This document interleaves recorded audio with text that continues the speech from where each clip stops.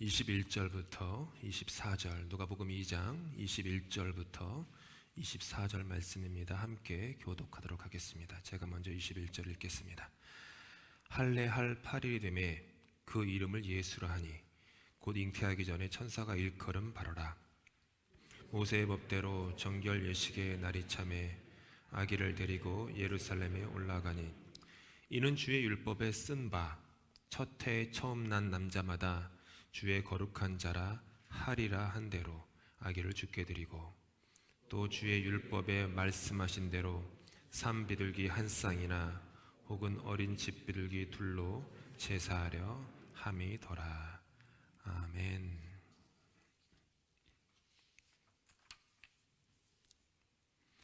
어린이라고 하는 단어의 옛말은 최초 그 기록은 15세기까지 거슬러 올라갑니다. 15세기 문헌에 처음 등장해요. 어린이라는 단어가. 그거는 이제 어리라고 하는 어미에다 거기 단어에 니은이 붙고 그 다음에 아이의 뜻을 가진 아가 결합된 단어입니다. 그래서 어린 아, 이게 원래 한국어입니다. 어리라는 말은 어리석다라는 뜻이었습니다. 그래서 어린이는 어리석은 아이라는 뜻으로 오랫동안 사용되어 오다가 이제 근래에 돼서야 이제 나이가 이제 어린 아이 이렇게 바뀌게 되었죠. 반면에 어른은 얼우다라는 단어에서 니은이 결합된 얼운이 이제 원래 한국어입니다. 얼우다라는 것은 남녀가 몸을 합한다라는 것으로 즉 결혼한 사람을 뜻했습니다. 한국에서도 조선이죠. 결혼한 사람만, 결혼한 남자만 상투를 틀게 했던 것도 다 같은 맥락에서 행해졌던 풍습이었습니다. 결국 어른이라고 하는 것은 몸과 마음이 성숙해서 자기 일에 책임을 지는 사람을 어른이라고 우리는 말합니다. 여기서 방점이 어디에 있냐 하면 나이에 많고 적음에 있지 않고 성숙함이라고 하는데 방점이 찍힙니다. 그리고 성숙의 가장 중요한 지표는 그 무엇도 아닌 순종입니다.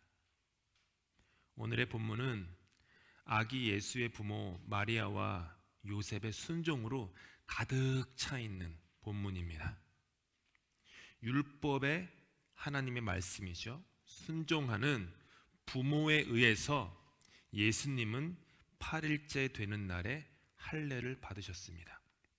그리고 22절에서 23절 이 짧은 3절 동안에 무려 3번이나 율법을 언급하며 마리아와 요셉이 하나님의 말씀에 순종했다라는 것을 아주 그냥 적나라하게 강조하고 있어요. 22절에 나오는 그 정결 예식이 있습니다. 이 정결 예식은 피를 쏟으며 자녀를 낳은 산모는 모세 율법에 따라 그 정한 기간이 지나면 제사장에게 가서 예물을 드려 속죄를 받는 의식을 정결 예식이라고 했습니다. 그래서 주로가 아니죠. 언제나 번제와 속죄제 이 두 가지를 드렸는데 번제는 출산에 대한 감사와 헌신의 마음으로 드렸고 속죄제는 출산에 따른 부정을 제거하는 뜻에서 드렸습니다. 유대율법에는 이제 피를 흘리는 것은 그 어떤 죄로 인식하는 것들이 오랫동안 있었기 때문에 그런 그런 율법이었겠죠. 23절은 23절에 나오는 모든 첫 열매를 여호와께 드린다라고 하는 것은요 원래 출애굽기 13장에 나오는 말씀인데요. 물론 율법은 장자를 성전의 제물로 드리라고 요구하지는 않습니다. 그렇죠. 그거는 인간을 뭐라고 할까요? 고대 시대에 있었던 인간 공양 뭐 그런 거죠. 그런 걸 율법은 요구하지 않습니다. 그렇기 때문에 당시 어떤 걸 했냐 하면 레위 지파가 있었는데 레위 지파를 성별해서 이스라엘의 장자의 수가 레위인 숫자의 비율에 맞지 않을 때 장자의 수만큼 남자 아이는 한 사람당 5세겔씩, 세겔은 이제 무게 단위예요. 지금으로 하면 뭐 한 100g쯤 될까요? 5세겔, 그거를 속전으로 이렇게 지불했던 그런 거죠. 그래서 율법의 근거에서 오늘 예수께서도 장자, 즉 거룩한 자로서 드려졌습니다. 24절에 나오는 정결 예식은 마리아와 요셉이 드린 그 제물에 대해서 말해줍니다. 원래 번제로는 양을 드렸고요, 속죄제로는 비둘기를 드렸는데 요셉과 마리아는 무척 가난한 집안이었습니다. 형편이 좋지 않았어요. 그래서 율법이 정한 예외 규정에 따라 그 어린 양의 10분의 1 가격에 해당하는 비둘기로 대체해서 그 제사를 드렸다. 그게 오늘 본문의 내용이에요. 본문은 이 부부가 어린 부부죠. 나이가 어린 부부예요. 마리아가 10대였을 거예요. 당연히 10대. 요셉은 뭐 많이 잡아도 20살이 됐을까 말까. 이 두 부부가 철저하게 말씀에 순종하는 모습을 우리에게 말해줍니다. 22절에 이렇게 말해요. 모세의 법대로. 23절에 이는 율법에 쓴 바. 24절에는 주의 율법에 말씀하신 대로. 그리고 이 부부의 순종이 23절 뒷부분에 가장 잘 표현돼요. 하리라 한 대로. 말씀에서 하리라 한 대로, as it is written. 그렇게 그들은 순종했다.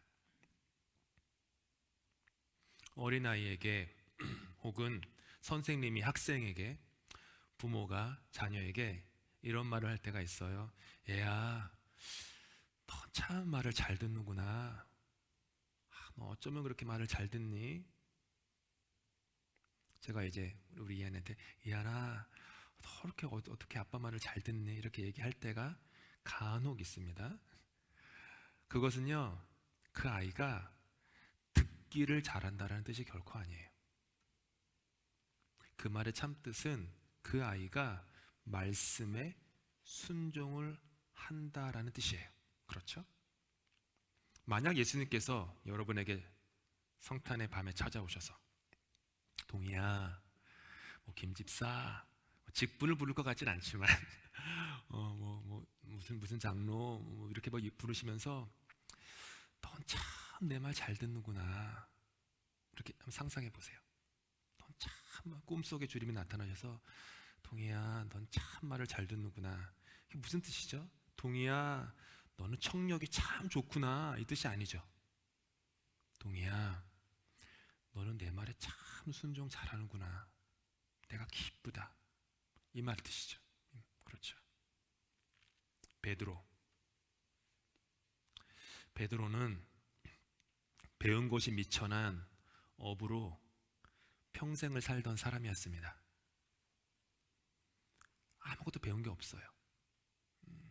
어쩌면 초등학교도 제대로 졸업 못했을 교육 수준이었을 겁니다. 갈릴리에 살던 사람들 대부분이 그랬어요. 그곳 갈릴리 사람들은. 근데 베드로가 할 줄 아는 건 하나 있었어요. 평생 동안 해오던 것, 물질하는 거, 고기를 낚는 거. 물질에서, 갈릴리 호수에서 물질에서 고기를 낚는 거, 그거는요 베드로가 전문가였어요. 그거 하나는. 누가복음 5장에 어느 날 베드로는 밤이 새도록 고기를 잡으려고 애를 썼는데 고기를 잡지 못했습니다. 베드로에게는 자기만 바라보는 아내가 있었고 몸이 온전치 못한 장모님이 계셨어요. 고기를 못 잡은 거예요. 하루 벌어 하루 사는 사람이. 밤새 허탕을 친 다음날 아침, 배를 무태 대고서 배에서 내려 그물을 씻고 있었어요. 그물 손질을 하고 있었던 것이죠. 그런데 저쯤에서 예수님이 오셔요. 오시더니 갑자기 베드로의 배에 올라타시는 거예요. 일단 베드로한테 이렇게 말씀하세요. 이 배를 뭇에서 조금 떼어 놓으시게. 그래서 베드로가 뭇에서 조금 떼어 놓았어요. 그리고 예수님은 배에 앉으셔서 뭇에 모인 무리들에게 말씀을 가르치세요. 말씀을 가르치시다가 예수님께서 베드로를 보시면서 베드로한테 이렇게 말씀하시는 거예요. 깊은 데로 나가서 그물을 내려 고기를 한번 잡아보시게. 이 말씀을 하신 거예요. 이 말씀에 어부 베드로가 즉시 대답해요. 선생님, 우리가 밤새도록 애를 썼는데 아무것도 잡지 못했습니다. 그런데 선생님의 말씀을 따라 그물을 내리겠습니다. 베드로는 아무것도 배우지 못했던 일자무식 베드로는 순종했어요. 그리고 그물이 찢어질 정도로 고깃대가 걸려들었습니다. 잘 생각해 보셔야 돼요. 이 상황을. 베드로는 평생토록 물질만 하던 전문 어부였어요. 예수님은 30세 되기까지 목수 일만 하시던 목수셨어요. 이 말은 뭐냐 하면 어업 전문가 어부 베드로가 어업에 대해서 완전히 아마추어인 목수 예수님의 말씀에 순종했다라는 거예요. 쉬운 거 아니에요. 내 전문 분야인데 이거는 내가 평생 동안 공부해서 학위도 있고 나만큼 아는 사람이 어디 있어? 그런데 아마추어가 와선 나에게 어떤 조언을 하는 거잖아요. 밤새도록 했는데 못했는데 다른 데 가서 그물을 내려보라니. 저희 보통 일반 사람 같으면은 당신 보니까 목수 아니냐, 목수가 무슨 어업을 아냐, 괜히 이상한 말 하지 말고 딴 데나 가라고 이러겠죠. 근데 베드로는 그러지 않았어요. 밤새 수고했는데 선생님 말씀을 의지해서 그렇게 하겠습니다. 일자무식인데다가 사람들이 무시하는 갈릴리 출신이었고 가정 형편은 넉넉지도 못하였고 성격은 불같았던 베드로였지만 그는 순종의 사람이었던 거예요. 그래서 예수님은 뭇에 있었던 수많은 사람들 중에 순종의 사람 베드로 한 사람을 자신의 제자로 부르셨어요. 하지만 아직 베드로는 신앙의 어른이 되지는 못했어요. 하나님 아버지의 뜻에 온전히 순종함으로 십자가의 고난과 죽음을 지시려는 예수님께서 자신의 뜻을 말하자 베드로는 예수님을 구석에 몰아세운 다음에 예수님을 제자가 스승을 꾸짖으면서까지 하며 십자가 지지 마시라고 말려요. 베드로는 하나님 뜻에 아직은 순종 못하는 어리석은 아이였던 거예요. 그러자 주님은 베드로를 매우 엄중히 꾸짖으세요. 사탄아, 내 뒤로 물러가라. 네가 하나님의 일을 생각하지 아니하고 도리어 사람의 일을 생각하는도다. 여러분, 이거는 예수님께서 베드로를 악마라고 부르신 게 아니에요. 베드로, 네 안에 있는 그 어린 아이의 일, 어린 아이의 모습을 버리고 이제는 어른이 되어라 라고 책망하신 거예요. 결국 베드로는 주님을 저주까지 해가면서 3번 부인함으로 배반하죠. 그런 그를 부활의 주님께서 찾아가셔서 용서하시고 다시 회복하세요. 그리고 주님께서는 베드로의 남은 인생에 있어서 가장 중요한 말씀 한 가지를 그에게 남기세요. 베드로에게 남기는 유언과도 같은 말씀, 베드로가 앞으로 남은 인생, 얼마 살지는 모르지만 남은 인생 동안 자신의 삶을 거기에 튜닝해야 되는, 거기에 맞춰야 되는 그 말씀 하나를 베드로에게 남기세요. 요한복음 21장 18절 말씀입니다. 내가 함께 읽을게요. 시작. 내가 진실로 진실로 내게 이르노니 저는 스스로 띠뛰고 원하는 곳으로 다녔거니와 늙어서는 내 팔을 벌리리니 남이 내게 띠띠우고 원하지 않는 곳으로 데려가리라.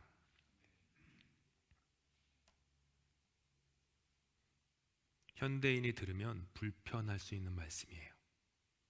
우리는 이 반대를 원하죠. 솔직히 가슴에 쏟아놓고 생각해 보세요. 이 반대가 좋지 않겠어요? 근데 예수님의 뜻은 뭐였냐면 남이 시키는 대로 이리저리 끌려다니는 인생을 살아라, 그 뜻이 결코 아니었어요. 다른 사람에게 복종하고 다른 사람에게 굴종해야 돼 라고 하는 말씀도 아니었어요. 33살의 예수님은 자신의 팔을 벌리고 십자가를 지셨어요. 나의 뜻이 아닌 아버지의 뜻대로 되기를 원합니다 라고 하며 본인이 원치 않던 그 골고다 언덕길을 가셨어요. 베드로를 향한 주님의 참뜻은 뭐냐 하면, 베드로, 너는 이제부터 순종의 종이 되어라, 이 말씀이었어요. 스스로 띠뛰고 자기가 원하는 곳으로만 다니고 자기가 원하는 것만 하고 자기가 원하는 말만 하는 사람은 그 아무리 생물학적 나이가 많다 하더라도 어린아이입니다.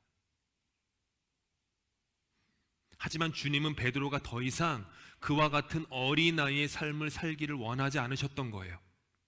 남이 너에게 띠띠우고 너로 하여금 원하지 아니하는 곳으로 데리고 갈지라도 기꺼이 갈 줄 아는 그런 성숙한 신앙의 어른이 되어라, 이 말씀이었어요. 왜냐하면 참된 믿음의 어른은 스스로 택하지 않은 곳일지라도 능히 남에게 이끌려 갈 수 있는 내면의 능력이 있기 때문이에요. 여러분, 오해하시면 안 되는 게, 사람이 약하기 때문에 다른 사람에게 순종하고 강하면은 자기 뜻을 고집하고, 이거 아니에요. 순종은요, 능력이에요. 능력이에요, 여러분. 신앙의 능력이고요, 성령의 열매예요. 약하기 때문에 순종하는 게 아니라 내 속사람이 강하기 때문에 순종하는 거예요. 내 속사람이 예수의 능력으로 가득 차 있기 때문에 다른 사람이 내가 원하지 않는 곳으로 나를 이끌어 가도 괜찮은 거예요. 자존심이 상하지 않는 거예요. 부끄럽지 않은 거예요. 능력이에요. 예수 그리스도를 우리가 진정으로 주님이라고 고백하며 남은 생을 주님의 참된 종으로서 혹은 노예로서 살아가기로 작정한 모든 그리스도인은 자기가 원하지 않는 곳으로도 기꺼이 갈 수 있는 권능이 그 안에 있어요. 주님께서 베드로에게 그 말씀을 하시자 베드로가 주변을 쓱 둘러보았어요. 그러자 문득 자신의 오랜 동료이자 강력한 라이벌이었던 사도 요한이 눈에 들어왔어요. 그래서 베드로가 주님께 질문을 합니다. 주님, 이 사람은 어떻게 되겠사옵나이까? 어른이 되라고 주님이 부르셨건만 베드로는 다시 어린이가 되고 있었던 거죠. 그러니까 성경이 점잖은 말로 써놔서 그렇지, 주님 쟤는요, 주님 저한테 원하지 않는 곳으로 가고 내가 원치 않는 죽음을 당한다고 지금 예언해 주셨는데 오케이, I accept. 오케이, 할 수 없죠. 뭐 주님이 말씀하시면. 쟤는요, 주님이 나를 부르시, 주님 저기 저 장로는요, 저 집사는요, 저 같은 경우는 저 목사님은요, 저 전도사님은요, 다시 어린이가 되고 있는 거예요. 주님이 다시 베드로를 어른이 되라고 부르세요. 내가 올 때까지 너의 동료이자 너의 경쟁자인 사도 요한을 오래 살게 할지라도, 그 뜻이에요. 너에게 무슨 상관이냐? 그게 도대체 너랑 무슨 상관이냐? 너는 나를 따르라. 너는 너가 걸어가야만 할 네 인생의 부르심의 삶을 살아라. 다른 사람 탓하지 마며 다른 사람과 비교하지 말며 너의 길을 가라. 성숙한 어른이 되라 라는 말씀이셨어요. 여러분, 어린아이는요, 제가 생물학적 나이를 말하는 게 아니에요. 영적인 어린아이는 남에게 자기를 부인하라고 말해요. 그리고 남에게 자기 십자가를 지라고 말해요. 근데 진정한 신앙과 믿음의 성숙한 어른은 남 탓하지 않고 남과 비교하지 않고 자기 스스로 자기를 부인하고 자기 십자가를 지고 자기의 길을 순종으로 따라가요. 묵묵히 자기에게 향하신 하나님의 부르심을 순종으로 살아가죠. 그래서 예수님께서는 배운 사람, 똑똑한 사람, 정치 센스가 좋은 사람, 권력 있는 사람, 돈 많은 사람, 출신 좋은 사람, 율법 잘하는 사람, 학위가 뭐 많은 사람, 그런 사람 부르시지 않으세요. 순종하는 사람, 다른 말로 하면 성숙한 사람, 다른 말로 하면 어른 될 준비가 되어 있는 사람을 부르세요. 예수님의 제자들은 아무것도 배운 사람들이 없는데 다 그런 순종의 사람들이었어요. 왜 하나님께서 저와 여러분에게 말씀에 순종하는 어른이 되라고 부르시는 걸까요? 지금 제 말씀을, 제 설교를 저한테 순종하라고 들으시면 안 돼요. 혹시라도 저는 그런 마음이 하나님 앞에 털끝만큼도 없습니다. 하나님께 순종하라는 말씀이에요. 가끔 이렇게 마음이 꼬이면 곡해하시는 경우들이 있는데 하나님 말씀이에요. 하나님께서 왜 저와 여러분에게 하나님 말씀에 순종하라는 어른이 되라고 부르시는 걸까요? 여러분, 저를 포함해서 우리가 착각하는 게 있는데 간혹 우리는 하나님이 나의 도움이 필요해 라는 착각을 할 때가 있어요. 여러분, 하나님은요, 죄송하지만 여러분의 도움이 조금도 필요하지 않으세요. 진짜예요. 하나님은요, 여러분의 봉사가 조금도 필요하지 않으세요. 하나님은 여러분의 헌신이 조금도 필요하지 않으세요. 우리가 하나님의 말씀에 순종하지 않는다고 해서 하나님은 터럭만큼의 손해도 보지 않으세요. 우리가 하나님 말씀에 순종하지 않는다고 해서 하나님의 나라의 벽돌이 하나라도 없어지지 않아요. 왜요? 하나님은 조금도 부족함이 없는 전능하신, 부재하신 하나님이시기 때문이에요. 하나님이 나에게 동의야, 너 순종해라 라고 말씀하시는 이유는 하나님이 뭔가 부족하기 때문에 그 결핍된 것을 저보고 채우라는 말씀이 아니라 저에게 순종을 요구하시는 것은 저를 위해서예요. 나를 위해서, 저예요. 하나님을 위해서 순종하라고 하면 그것처럼 무거운 게 없어요. 다른 사람을 위해서 순종하는 것, 교회를 위해서 짐을 지려면 무겁기 그지없는 부담에 지나지 않죠. 하지만 나를 위해서 말씀에 순종하는 것이라면 그 짐은 가벼운 거예요. 말씀에 순종하는 것이 결국에는 나를 살리는 것, 나를 일으키는 것, 나를 자유케 하는 것, 나에게 참으로 충만한 행복을 주는 것을 믿을 때 나의 순종은요 가벼워져요. 그래서 주님께서 우리에게 이렇게 말씀하신 거예요. 나는 마음이 온유하고 겸손하니 나의 멍에를 메고 내게 배우라. 그리하면 너희 마음이 쉼을 얻으리니. 얘는 뭐라고요? 내 멍에는 쉽고 내 짐은 가벼움이라. 순종을 통해 우리는 조금씩 신앙이 성숙한 어른이 되어갑니다. 말씀을 마치며 첫 성탄의 그날을 묵상해 봅니다. 하나님의 독생자여 본체이신 예수님께서 아기의 몸으로 이 땅에 오셨어요. 자, 생각해 보세요. 다 큰 성인이 아닌 갓난 아기의 몸으로 우리에게 오셨어요. 이것은 하나님 아버지를 향한 독생자 예수님의 완전한 순종이었어요. 작디 작은 갓난 아기로 오신 예수님은 남이 띠띠우고 원하지 않는 곳으로 데려갈지라도 기꺼이 가는 완전한 순종의 모습인 아기로 우리에게 오신 거죠. 아이러니가 뭐냐 하면 갓난 아기로 오신 예수님은 사실은 우리의 참 어른이셨던 거예요. 하리라 한 대로 as it is written. 우리 모두 어제보다 오늘 조금 더 어른이 되어 가십시다. 그리고 오늘보다 내일 한 걸음 더 어른이 될 수 있기를 기도하십시다.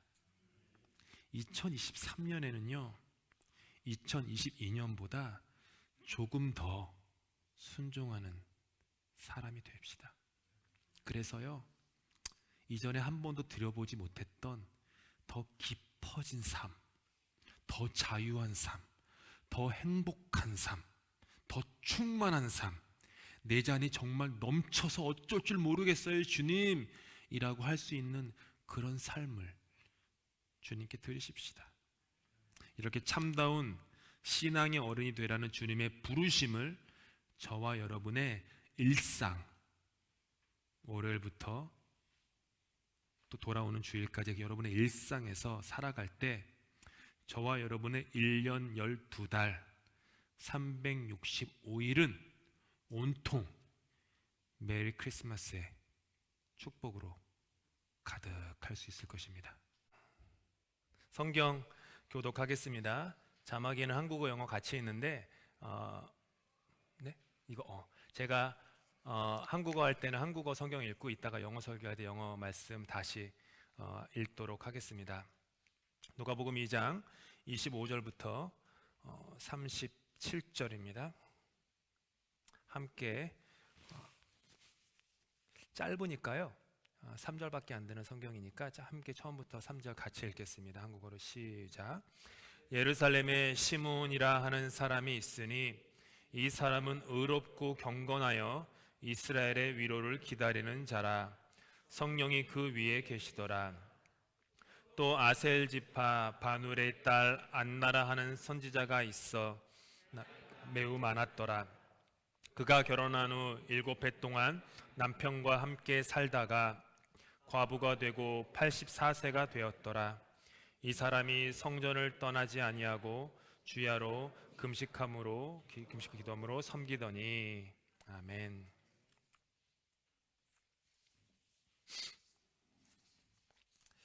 생텍쥐페리가 쓴 어린 왕자라는 소설 한 번쯤 다 읽어보셨을 것입니다. 거기에 보면 그 소설에 나오는 여우가 리틀 프린스 어린 왕자에게 하는 얘기가 있어요. 너무 아름다운 말이에요. 네가 시간을 정해놓고 오는 게 더 좋을 텐데, 가령 네가 오후 4시에 온다면 나는 3시부터 행복해질 거야. 시간이 가면 갈수록 그만큼 더 행복해질 거야. 네가 아무 때나 온다면 난 몇 시부터 마음 치장을 해야 할지 알 수가 없을 거란 말이지. 의식이 필요한 거야. 이처럼 그 가슴 두근거리는 그 행복한 기다림이 있습니다. 크리스마스에 그 선물을 기다릴 때 우리의 마음은 행복으로 충만하죠. 그런데 우리의 모든 기다림이 가슴 두근거리는 기다림은 아닙니다. 성경에서 말씀하신 대로 우리의 그 기다림의 소망이 더디 이루어지면 마음에 병이 들어요. 잠언에 나오는 말씀이에요. 기다림이 어려운 이유가 뭘까? 기다림이 어려운 이유는 그 시작과 그 끝을 모른다라는 데 있습니다.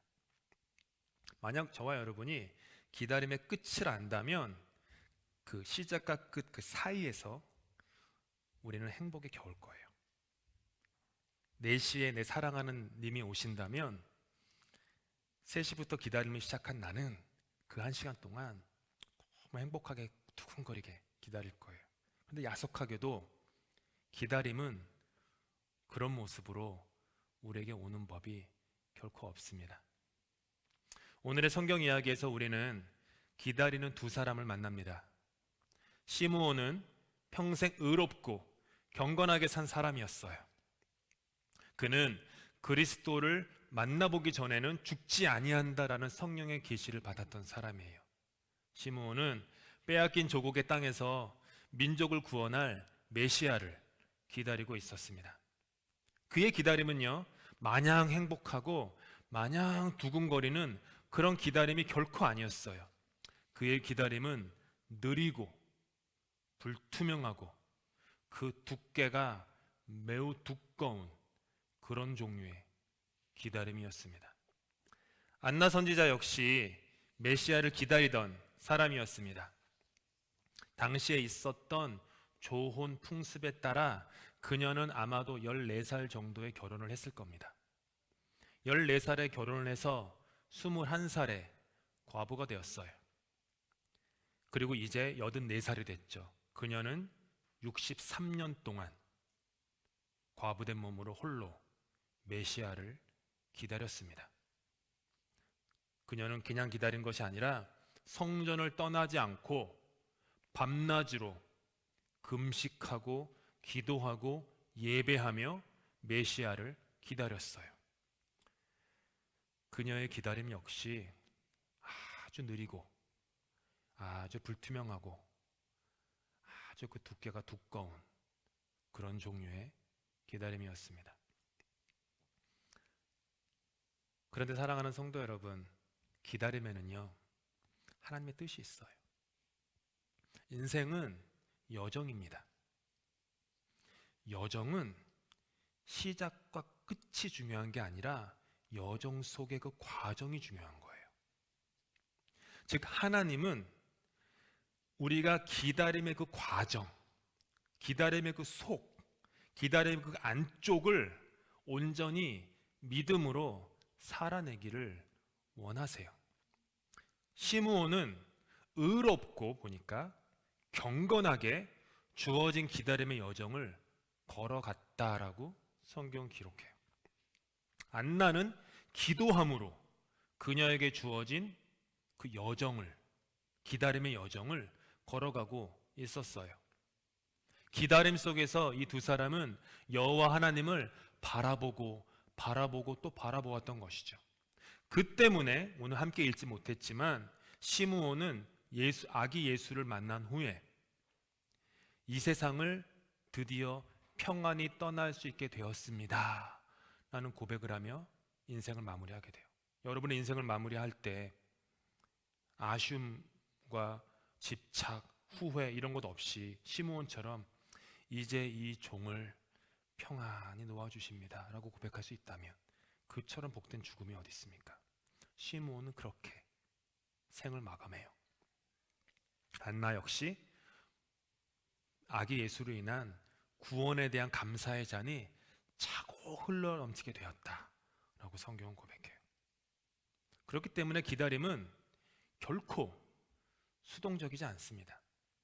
수동적을 뜻하는 영어 단어 passive라는 것은요, 원래 열정을 뜻하는 passion이라는 단어와 동일한 어근인 라틴어 빠띠에서 왔어요.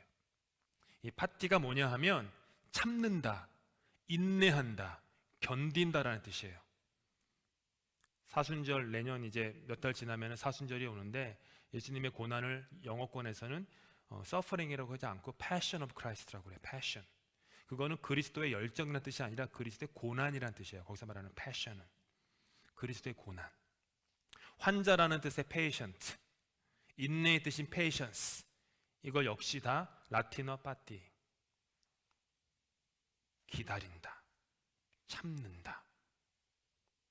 기다림에는요, 그 속에서 역동적으로 이 꿈틀거리는 소망이 있습니다. 하나님을 간절히 바라보는 소망이 그 안에 있는 거예요. 아브라함은 25년의 기다림 연단 후에 믿음의 조상이 될 수 있었습니다. 요셉은 20년을 기다린 연단 후에 민족의 지도자가 될 수 있었어요. 모세는 왕궁에서 40년, 광야에서 40년, 도합 80년을 기다린 후, 그 기다림의 연단 후에 출애굽의 지도자가 될 수 있었습니다. 바울은 아라비아 광야에서 3년, 그의 고향 다소에서 무명의 인물로 10년 동안, 도합 13년의 시간을 기다린 후에야 여러분이 익히 아는 사도 바울이 될 수 있었습니다. 하나님께서는 그들의 기다림 속에서 그들을 믿음의 사람으로 빚어내신 거예요. 하나님의 뜻은 우리 안에서 하나님의 때가 차기까지 역동적인 움직임으로 꿈틀대고 있는 거예요. 왜일까? 이유는 하나님이 저와 여러분을 기다리시는 하나님이기 때문입니다. 언제나 주님은 여러분을 기다리고 또 기다리세요. 이사야서 말씀에 이렇게 써 있습니다. 주님께서는 너희에게 은혜를 베푸시려고 기다리시며, 너희를 다음 화면 넘겨주셔야 돼요. 주님께서는 너희에게 은혜를 베푸시려고 기다리시며 너희를 불쌍히 여기시려고 일어나신다. 참으로 주님께서는 공의의 하나님이시다. 주님을 기다리는 모든 사람은 복되다. 계시록에 보면 이런 말씀이 써 있어요. 볼지어다 내가 문 밖에 서서 뭐라고요? 기다리노니. 한번 생각해 보세요. 예수님께서 여러분의 문 밖에 서서 기다리시는 거예요. 이 세상에 그 어떤 누구도 내 마음의 문, 내 삶의 문을 함부로 열 수 없어요. 강제할 수 없어요. 오직 한 분, 예수님. 나를 위해 죽으신 그분. 그분은 모든 권리가 있죠. 내 마음을 힘을 동원하셔서 열어 제끼고 그분 뜻대로 그분의 원하시는 시간에 내 삶에 들어오셔도 되는 분이에요. 그분은. 그런데 예수님은 이렇게 말씀하세요. 내가 문 밖에 서서 기다린다. 한번 생각해 보셨어요? 예수님이 여러분을 그렇게 기다리시는 거? 하염없이 기다리시는 거예요. 문 열어주기만. 이제나 저제나 나를 향해서 그 문을 열어줄까? 기다리시고 또 기다리시고 또 기다리시는 분. 이유가 뭐죠? 은혜를 베푸시려고. 말씀에 화면에 있는 것처럼 은혜를 베푸시려고, 불쌍히 여기시려고, 복 주시려고 기다리시는 거예요. 말씀을 마치며 찬송가 527장 2절의 가사를 함께 나눠요. 이 가사는 저와 여러분을 향한 성탄의 기다림입니다. 찬양 아시나요? 연주 없이 한번 불러볼까요? 제가 먼저 음을 잡으면 어서 돌아오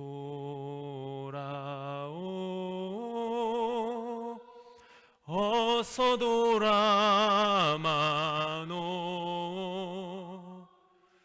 우리 주는 날마다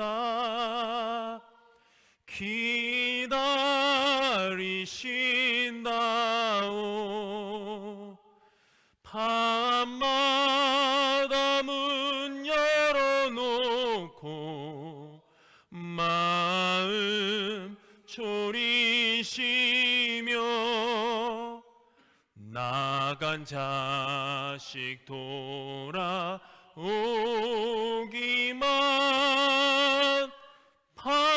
오래 기다리시다오.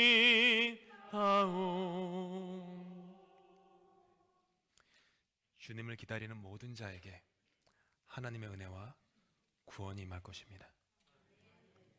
메리 크리스마스. 다 함께 오늘 주신 하나님 말씀 누가복음 2장 40절부터 52절까지 함께 교독하도록 하겠습니다. 먼저 한국어 성경 읽은 다음에 한국어 설교하고요. 그 다음에 영어 성경 읽은 후에 영어 설교하겠습니다. 제가 먼저 40절 읽고 교독합니다. 아기가 자라며 강하여지고 지혜가 충만하며 하나님의 은혜가 그의 위에 있더라. 그의 부모가 해마다 유월절이 되면 예루살렘으로 가더니 예수께서 12살 되었을 때에 그들이 이 절기의 관례를 따라 올라갔다가 그날들을 마치고 돌아갈 때에 아이 예수는 예루살렘에 머무셨더라.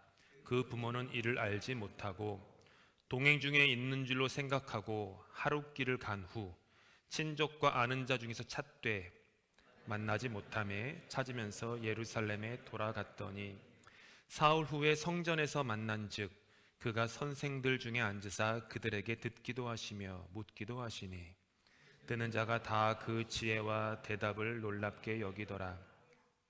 그의 부모가 보고 놀라며 그의 어머니는 이르되 아이야 어찌하여 우리에게 이렇게 하였느냐. 보라 네 아버지와 내가 근심하여 너를 찾았노라. 예수께서 이르시되 어찌하여 나를 찾으셨나이까.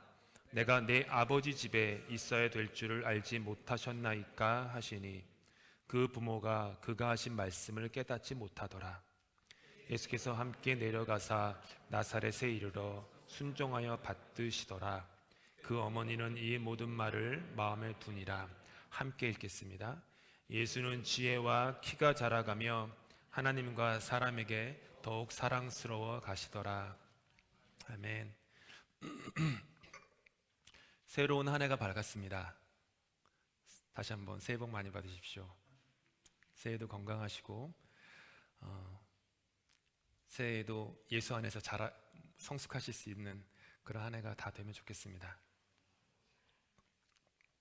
지나온 인생길을 한번 돌아보시면 인생을 살았던 숫자가 얼마든지 간에 한번 돌아보세요. 그러면서 과연 여러분은 무엇을 잃어버리셨고 무엇을 찾으셨습니까? 오늘의 이야기는 매우 단순해요. 예수님의 소년 시절의 유일한 기록이 나와 있는 건데 오늘의 이야기는 함께 읽었다시피 Lost and Found에 대한 이야기입니다. 오늘은 예루살렘으로 유월절 순례 여정을 한 후에 고향 나사렛으로 돌아가는 길에 마리아와 요셉, 예수님의 부모님이죠. 마리아와 요셉은 12살 된 아들 예수를 잃어버린 사실을 알게 됩니다. 자녀 버리신 적 해보신 적 있으신가요? 원더랜드에서건 디즈니월드에서건 쇼핑몰에서건 5분 동안만 잃어버려도 그냥 하늘이 다 무너지는 것 같습니다. 예수님의 부모가 하루 지나서 그걸 알게 됐어요. 본문에서 찾았다, 마리아와 요셉이 애타게 찾는다라고 하는 그 찾다라는 헬라어 단어가 아나제툰테스예요. 아나제툰테스 합성어인데 아나라는 뜻이 뭐냐면 위에서부터 아래까지를 얘기하고 제테오는 수소문하다라는 뜻이에요. 이게 뭐죠? 마리아와 요셉이 애간장을 태우면서 미친 듯이 정신 나간 사람처럼 아들을 찾아서 헤매었다라는 거예요. 결국은 찾다가 본인들이 왔던 길로 돌아가죠. 예루살렘에 가요. 예루살렘에 가서 찾다 보니까 예수께서 성전에 계신 거예요. 너무나도 평안하게. 어떻게 보면은 오늘 성경에서 느낌이 좀 없는데 아마도 마리아는 굉장히 프러스트레이션이 있었던 것 같아요. 좀 화가 났던 것 같아요. 아들 예수를 나무라요. 48절에 얘야 너 도대체 이게 무슨 일이냐. 이 엄마 아빠가 너를 찾느라고 얼마나 애태웠는지 알아? 막 나무라요. 그런데 49절에 되돌아오는 소년 예수, 12살밖에 안 된 소년 예수의 대답이 이 이야기의 흐름을 완전히 뒤바꿔요. 예수가 뭐라고 하시냐 하면 어머니를 빤히 쳐다보면서 어머니 왜 저를 찾으셨어요? 제가 아버지 집에 있어야 될 줄 알지 못하셨어요?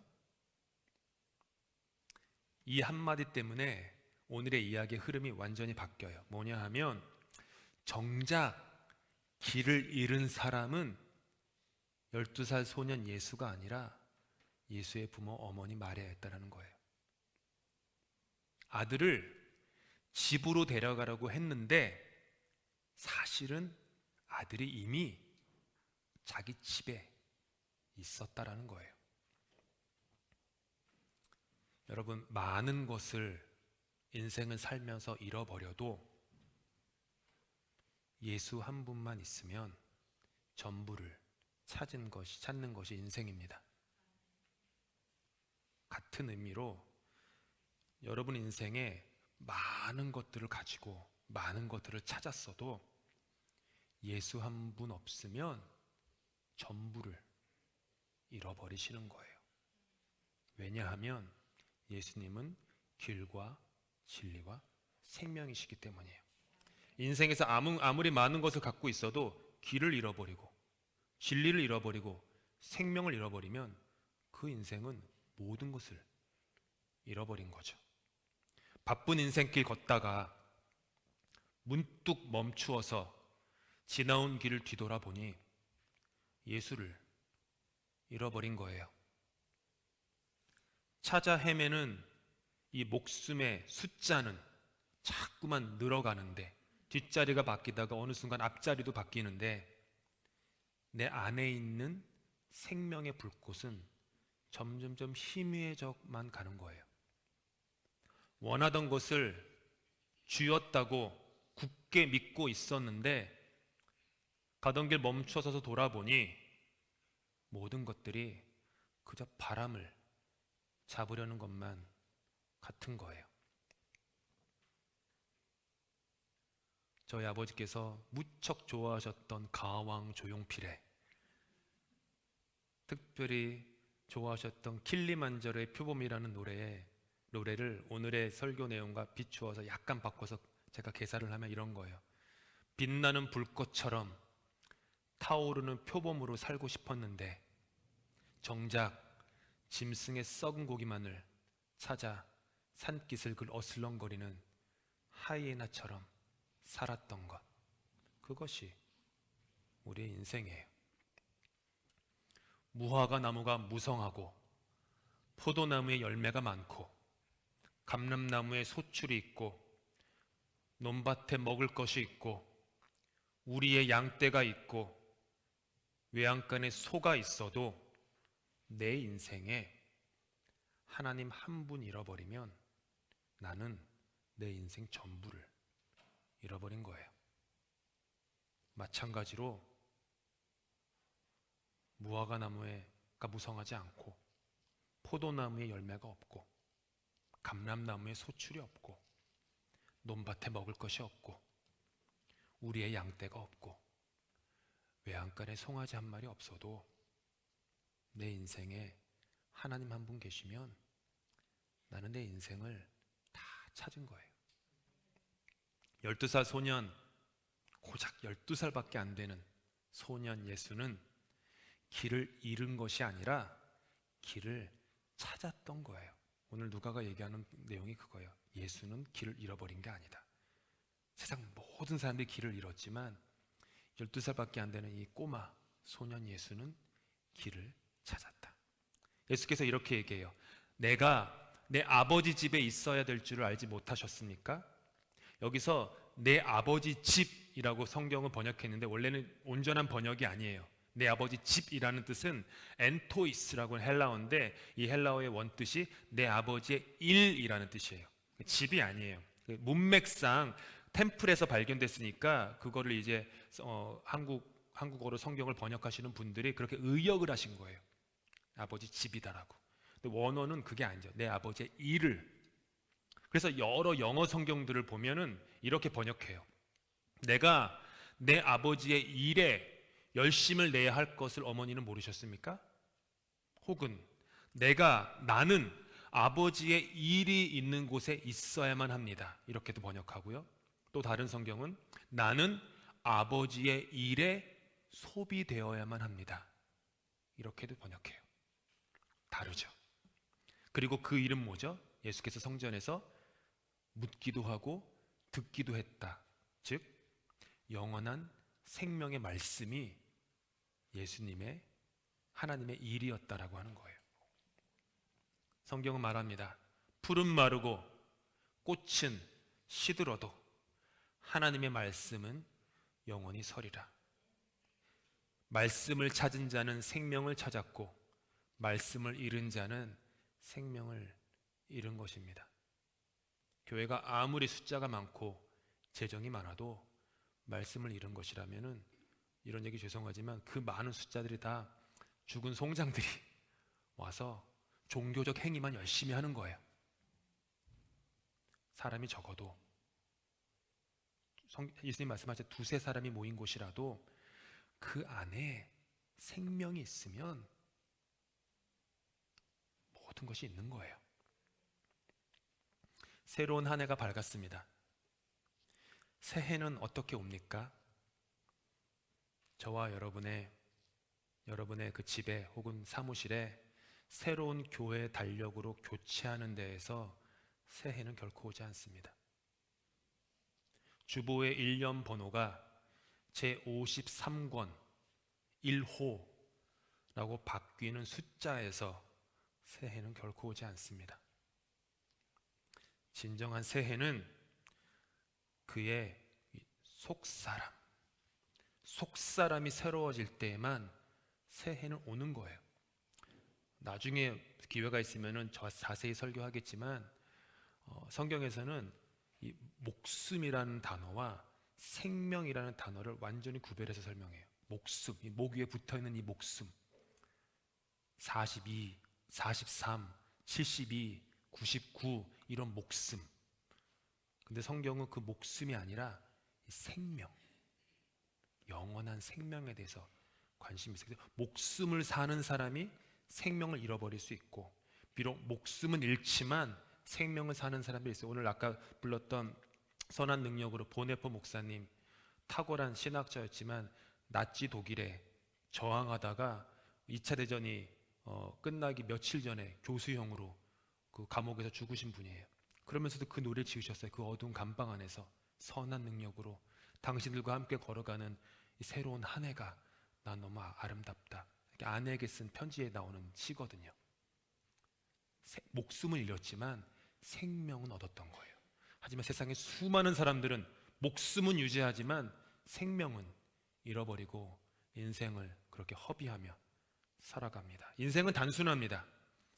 여러분 모두는 어제 하루를 산 것이 아니라 어제 하루만큼 죽으신 거예요. 50살만큼 산 것이 아니라 50살만큼 죽은 것이에요. 그리고 더 이상 나에게 소비할 수 있는 것이 남아있지 않을 때 코끝에서 그 호흡이 멈추고 나는 주님께로 돌아가는 겁니다.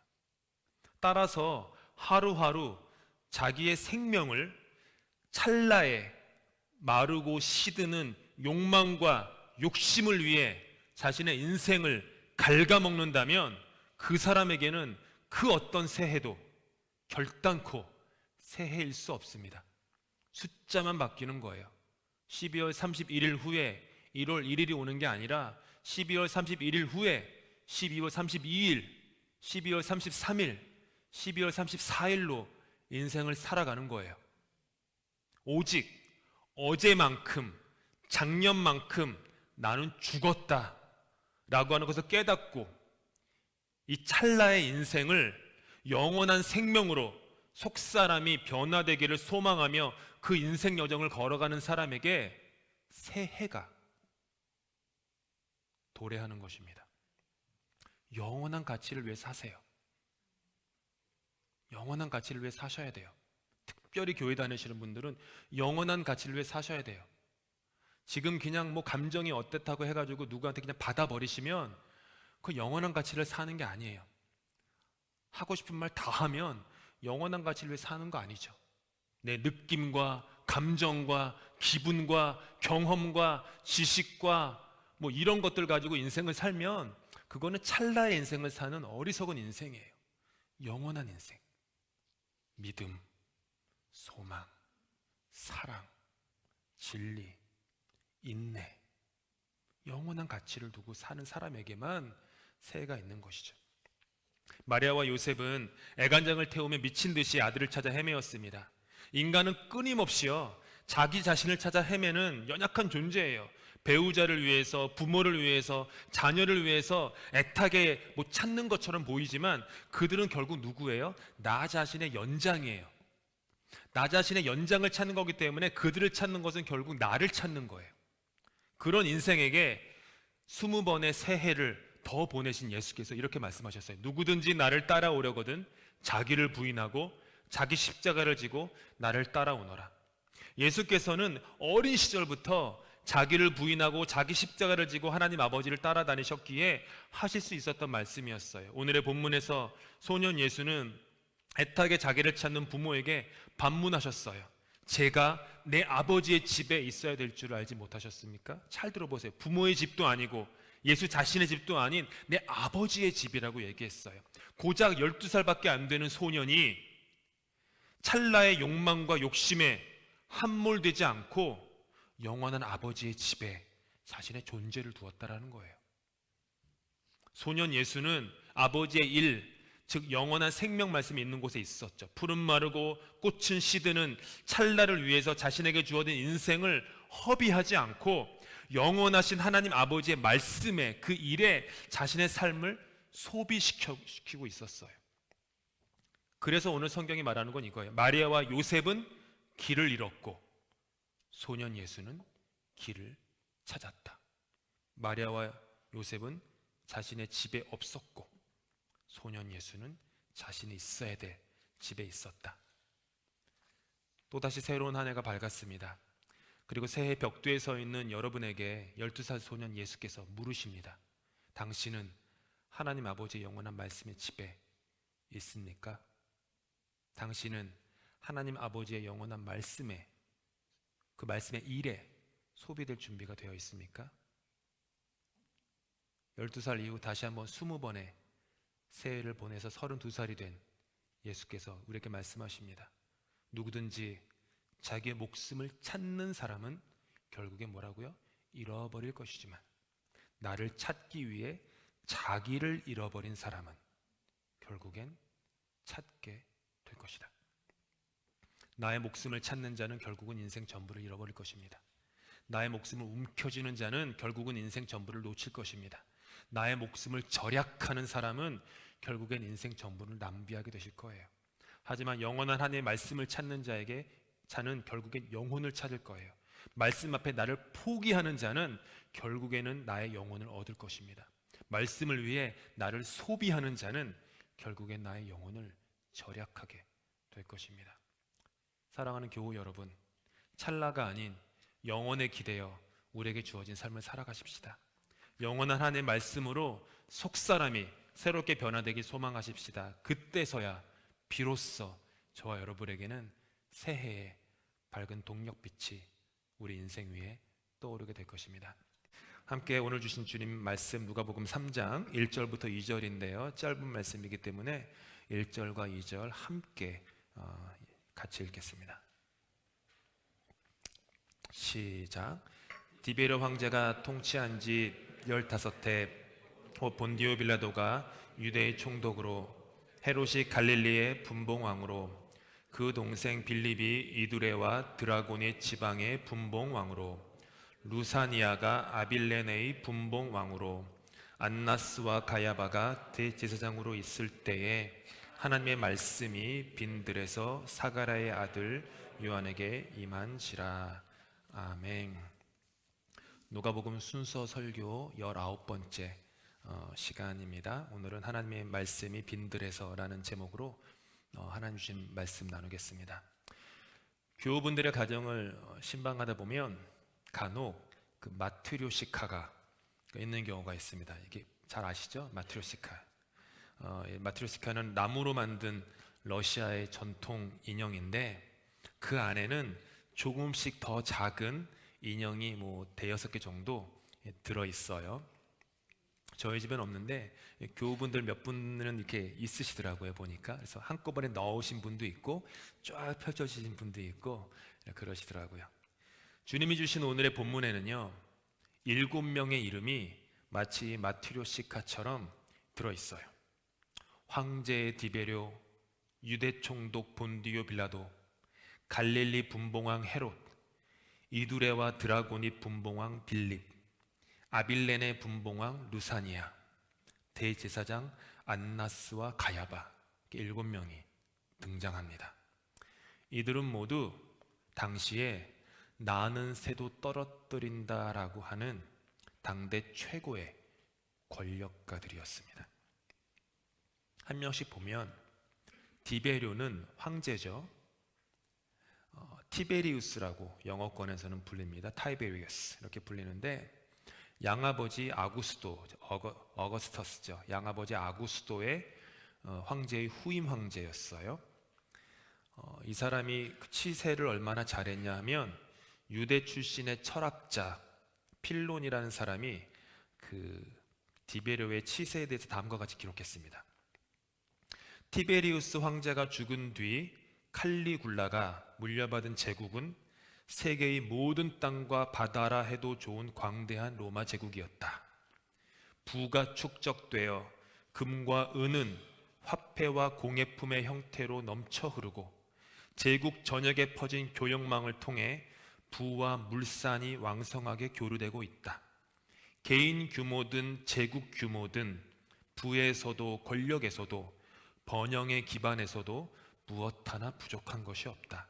모든 것이 이미 존재하기 때문이다. 행복은 문 밖에서 기다리고 있다. 이제 문을 열고 그 행복을 받아들이기만 하면 된다. 정말 멋진 말이에요. 얼마나 치세를 잘했냐면 이 행복이 문 밖에서 기다리고 있다. 그냥 문만 여십시오. 그냥 금과 은이 풍성하고 그냥 행복한 당신의 찬란한 미래가 보장되어 있다. 이렇게 얘기했어요. 그 다음 인물은 우리에게 매우 익숙한 유대 총독 본디오 빌라도입니다. 그는 서기 26년부터 36년까지 유대의 5대 총독으로 있었습니다. 옹졸하고 겁이 많았던 그는 옳지 않았음을 알면서도 불구하고 예수님을 십자가에 못 박히도록 내어놓아준 인물로 우리가 방금 읽었던, 방금 고백했던 사도신경의 고백 때마다 이렇게 좀 나쁜 의미로 언급되는 불명예스러운 역사를 가진 인물입니다. 다음 인물은 분봉왕 헤롯인데 헤롯의 이름이 성경에 여럿이 나오기 때문에 이 성경 읽으시면 헷갈리실 거예요.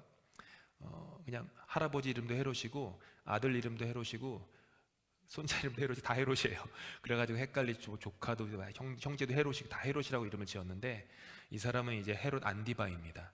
헤롯 안디바인데 헤롯 대제의 아들이었던 그는 기원전 4년부터 기원 후 39년까지 갈릴리와 베레아 지방의 그 분봉왕으로 지냈던 사람입니다. 헤롯 대제가 죽은 다음에 그 팔레스타인 전 지역을 이렇게 3등분했거든요. 그래서 너는 여기 다스려라 왕으로, 너는 여기. 그래서 분봉왕이라는 이름이 딱 그 지역에만 특별하게 생긴 거예요. 사복음서에 나오는 헤롯이라는 이름은요 대부분 이 사람입니다. 헤롯 안디바예요. 또 다른 헤롯 대제의 아들 빌립은 팔레스타인의 북서부 지방 이두레와 드라고닛을 기원전 4년부터 기원 후 34년까지 통치했던 인물입니다. 아빌레네를 다스리던 또 다른 인물 분봉왕 루사니아는 역사 속에서 거의 존재감이 없는 사람인데 누가가 그 사람의 이름을 여기 넣었습니다. 2절에는 두 제사장 안나스와 가야바가 등장합니다. 대제사장직은 종신직입니다. 근데 로마의 정치적 목적에 맞게 통제가 되었어요. 지금의 교황제와 똑같습니다. 종신제예요. 다만 이번에 선종하신 그 베네딕토 교황께서는 이렇게 일신상의 이유로 교황 살아 있음에도 불구하고 교황직을 물려줬잖아요. 그런 것처럼 이 당시에도 이렇게 대상이 있었어요. 종신직이었는데 로마 제국의 정치적 목적에 맞게 이렇게 이용되던, 사용되던 그런 직이었습니다. 그래서 유대의 산헤드린 공회에는 여전히 유대인들에게 대제사장으로 추앙받는 대제사장이 한 명 있었고, 로마에서 임명된 대제사장이 남아있게 되었어요. 그래서 성경을 읽다 보면은 대제사장이라고 하지 않고 대제사장들이라고 사복음서에는 자주 써 있습니다. 왜냐하면 한 명이 아니었기 때문에 사복음서 기자들이 대제사장들 이렇게 얘기했죠.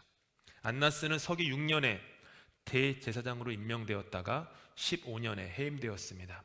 몇 년 후에 그의 조카이자 사위인 가야바가 대제사장이 되었지만 실질적인 영향력은 안나스가 마치 영화 그 대부의 그 마피아의 대부처럼 안나스가 실질적인 영향력을 행사하고 있었습니다.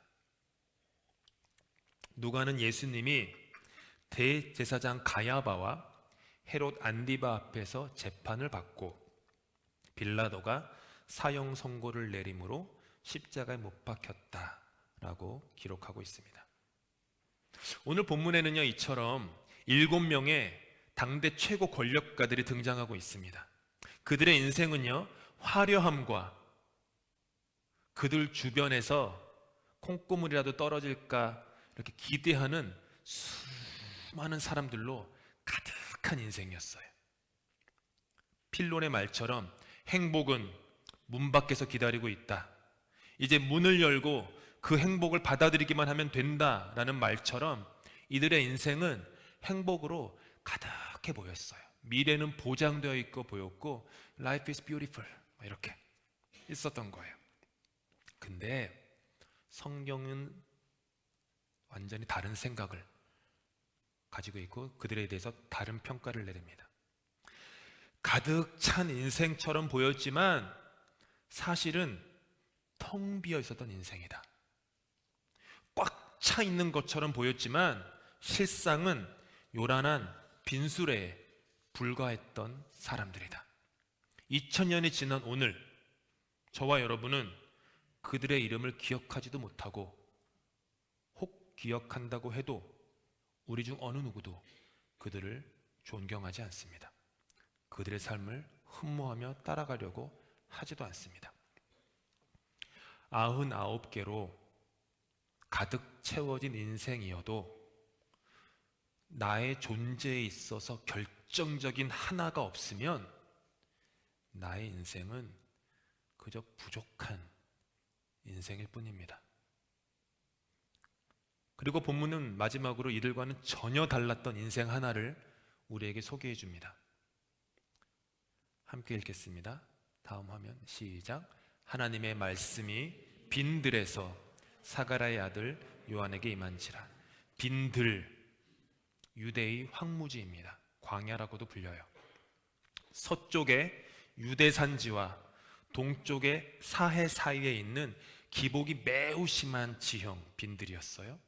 석회질로 이루어져 가지고 땅의 굴곡이 매우 심하고 자갈과 암석 조각이 매우 많았습니다. 광야 특유의 잡목들과 독사들도 가득했습니다. 빈들에 있었던 요한의 삶은 화려함이라곤 전혀 찾아볼 수 없는 인생이었습니다. 욕망의 불길을 향해 불나방처럼 날아드는 수많은 사람들도 그의 곁에는 없었습니다. 그의 삶의 자리는 텅 비어 있었습니다. 그런데 그의 삶에 있었던 게 하나가 있었어요. 그게 뭐냐 하면 여호와의 말씀이었습니다. 하나님의 말씀이 임한지라. 빈들과 같은 인생의 현실에 있었던 요한이었지만 하나님의 말씀이 빈들에 있었던 그의 인생에 임한 거예요. 비록 내 삶에 99개가 결핍되어 있다고 하더라도 나의 영원한 존재에 있어서 가장 중요한 한 가지가 있다면 나는 고백할 수 있습니다. 여호와는 나의 목자시니 내게 부족함이 없으리로다.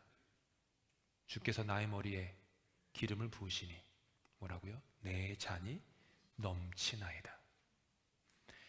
100개를 다 가지고 있어서 다윗 왕이 그런 고백을 한 게 아니에요. 99개가 없었는데 단 하나, 여호와 하나님이 있어서 나는 부족함이 없습니다. 내 잔은 넘칩니다. 모든 것들로 채워져 있어도 말씀이 그의 영혼에 없으면 그는 텅 빈 깡통과도 같은 인생입니다. 모든 것들이 비어져 있어도 말씀이 영혼에 있으면 그는 꽉 찬 인생이에요. 어떤 것은요, 있으면 좋고 없어도 괜찮습니다. 하지만 어떤 것은요, 그것의 존재 유무가 결정적일 수가 있어요. 7명의 권력자들은 모든 것을 가졌으나 하나님의 말씀이 없었습니다. 세례 요한은 아무것도 없었는데 여호와 하나님의 말씀이 있었어요. 여러분은 도대체 무엇을 채우며 인생을 살고 계십니까? 왜 이 먼 이국 땅 런던까지 오셔서 살고 계십니까? 무엇이 부족하셔서, 여러분 인생에 무엇이 결핍하시기에 그렇게 하나씩 둘씩 채우려고 힘쓰고 계십니까?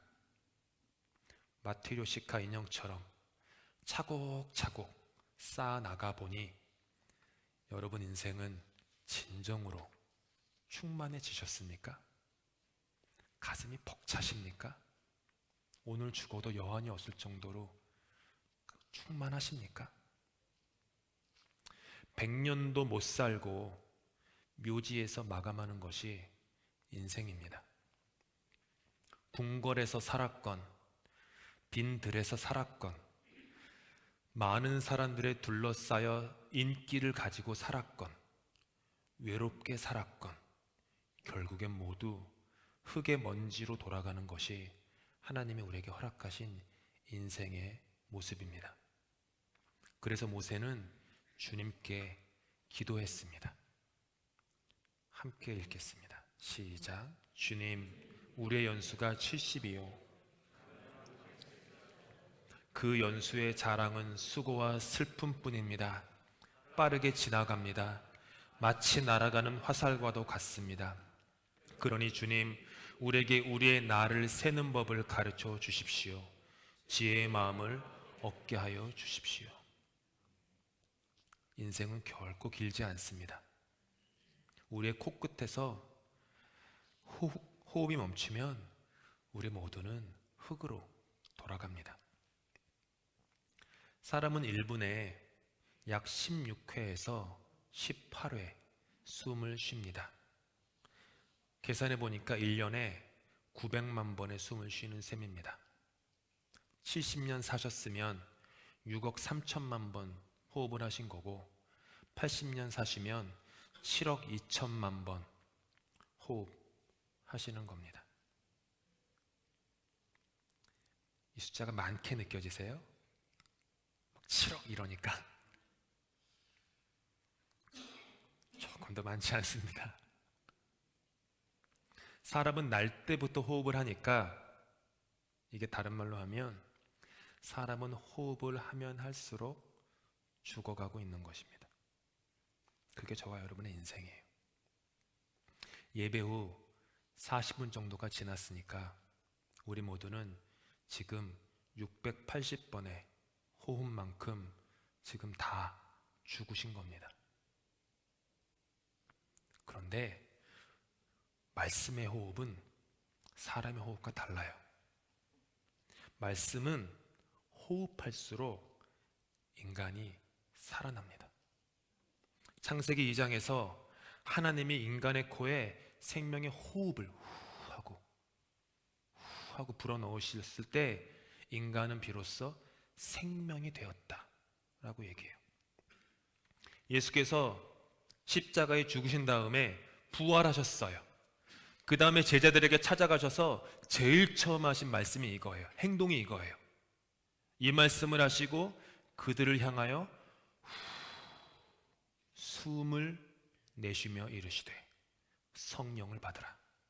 너희가 누구의 죄든지 사하면 사하여질 것이요 누구의 죄든지 그대로 두면 그대로 있으리라 하시니라.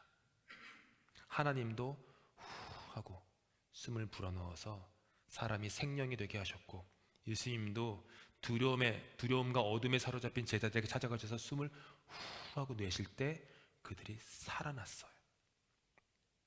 사람의 호흡은 호흡할수록 죽어만 가고 죄로 물들어만 갑니다.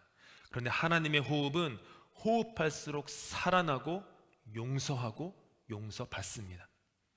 하나님의 호흡은 하나님의 말씀이고 하나님의 성령입니다. 그렇게 하나님의 호흡을 호흡하면 할수록 나는 자유해져요. 행복해져요. 가진 게 없어도 행복해져요. 바울이 고백한 것처럼 나는 부함에 처할 줄도 알고 가난에 처할 줄도 아는 일체의 뭐요? 비결을 배웠다. 그게 하나님의 호흡을 배웠다라는 거예요. 비결을 배웠기 때문에 나는 늘 충만하다. 행복하다. 화살처럼 빠르게 날아가는 인생 가운데 우리의 인생의 화살이 마지막으로 관역에 꽂히는 순간 후회하지 않을 방법은 하나님의 말씀을 호흡하며 사는 것. 그거 외에는 없습니다. 사랑하는 성도 여러분, 교우 여러분, 빈들과 같은 우리의 영혼이에요. 서쪽에는 산지가 있고 동쪽에는 사해사위에 있는 기복이 심한 곳이 빈들이었어요. 마찬가지로 우리 마음의 한쪽에는 높디 높은 산지와 같은 우리의 자존심이, 또 다른 한쪽에는 모든 것을 자기에게로만 끌어들여서 내 주변의 모든 생명의 숨을 옥죄는 사해와도 같은 우리의 이기심이 우리의 영혼을 죄의 기복이 심한 곳으로 늘상 만들어버립니다. 석회질로 이루어져 자갈과 암석 조각이 많았던 곳이 빈들이었습니다. 석회질이 뭐예요? 우리 마음에도 석회질처럼 우리를 경직되게 하고 굳은 생각을 갖게 하고 나 자신과 남을, 심지어 내가 사랑하는 사람을 찌르는 날카로운 자갈과 암석 조각으로 수두룩한 게 우리의 마음이에요. 빈들에는 잡목과 독사들이 많았던 많았습니다. 우리의 마음에도 사람을 살리지도 일으키지도 못하는 잡목처럼 헛된 생각들과 독사 같은 쓴뿌리가 그 안에 가득합니다. 우리의 마음은 정말로 빈들이에요. 그래서 빈들과도 같은 우리의 영혼에 여호와 하나님의 말씀이 임하시기를 우리는 간절히 사모합니다. 예수님의 보혈로 쓰신 빨간 생명의 말씀이 우리 잿빛 영혼에 임하시기를 사모합니다. 감으로 메마른 우리의 영혼 위에 말씀의 단비가 내리시기를 사모합니다. 더 이상 나의 호흡이 아닌 말씀의 호흡으로 숨쉬며 살아갈 수 있기를 사모합니다. 빈들의 마른 풀같이 시들은 우리의 영혼이지만 그 위에 하나님의 말씀이 임하시면 빈들은 생명수 가득한 오아시스로 변하는 거예요. 무덤과도 같은 우리의 마음은 녹음 가득한 정원이 되고 메마른 뼈에는 생기가 돋고 길 없는 광야에는 하나님의 대로가 뚫리는 겁니다. 며칠 전에 어머니와 통화를 할 때 어머니로부터 들은 내용, 제가 반쪽만 알았던 또 다른 반쪽의 진실을 어머니로부터 들어가지고 알게 됐는데 그 내용을 설교를 마치면서 나누려고 합니다. 여러분은 저를 되게 좋게 보실지는 모르지만 제가 중학교 1, 2학년 때 꽤 방황을 했습니다. 제가 꽤라고 했는데 참 더럽게 방황했어요. 정말로. 어머니께서 마음이 너무 아프고 이렇게 무너지셔서 담임 선생님을 몰래 만나가지고 울면서 우리 동이 좀 잘 돌봐달라고 부탁도 하셨대요. 뭐 촌지도 가져가셨겠죠. 한국은 늘 그랬으니까. 아마도 저한테 얘기는 안 하셨겠지만 없는 살림에. 전 몰랐어요. 요번에 전화하면서 알았어요. 엄마가 담임 선생님 찾아갔구나.